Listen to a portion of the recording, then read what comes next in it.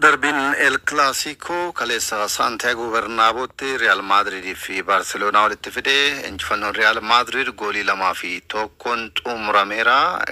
Taphattoonni kaleessa goolii lakkoofsisan Kylian Mbappeedha.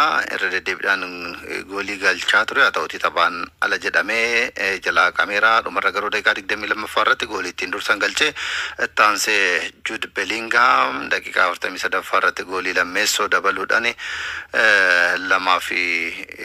dursaa boqonnaa baanii Fermi Lopez daqiiqaa 38 irratti kan Barcelonaaf goolii tokko galchee boqonnaa deebii gooliin lakkaa'amne garuu naamusa taphattootatiin wal qabatee gama Pedriiti daqiiqaa 90 xumuramee daqiiqaa dabalamee kurnaffaa irratti Pedriin kaardii akeekkachiisaa lamaan dirree kan ba'e gama Barcelonaati. Real Madrid Lunin daqiiqaa dabalataa 11ffaa irratti kallattiin kaardii diimaa argateera.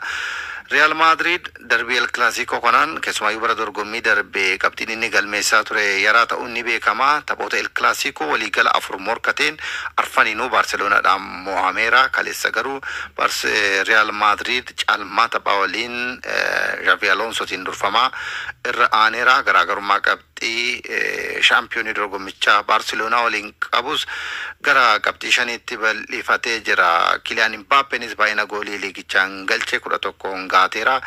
Lamine Yamal Darbii El Clasicotiin dura komatamaa ture goomsa sarraa eegamuun isaa hin jiru. Naamusa ispoortiis agarsiisaa hin jiru jedhamee daran qeeqamaa ture. Kaleessas dirree keessa haalaan socho'aa hin turre. Darbii kanarraa barachuu akka qabu xiinxaltoonni kubbaa miilaa eeraa jiru. Jijjiiramee dirree kan ba'e Vini Junior garuu jijjiiramuu hin qabu jechuudhaan aarii qabu leenjisaa kilabichaa Xavi Alonsotti ibsachaa ture. Miirri isaas gaarii hin turre. Kilabicha akka isa gallakkisuuf eeyyamni laatamuufii qaba jedhameera. Gadhiisamuu hin dhiisu yerootu deebisaa El Clasicoon hundaafuu injifannoo Madridiin goolabameera.